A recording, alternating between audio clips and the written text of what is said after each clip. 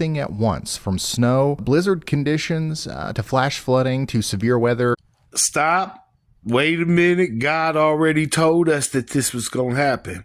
He said you won't be able to tell the seasons one from another. Here it is. Here it is. It is a great time to be alive. You are in biblical prophecy.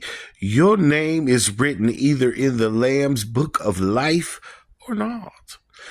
What's happening right now is you are here. Some of us are here to witness. Some of us are here to do nothing other than to observe.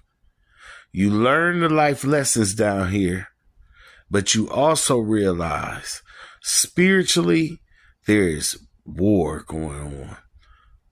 War in the heavens currently.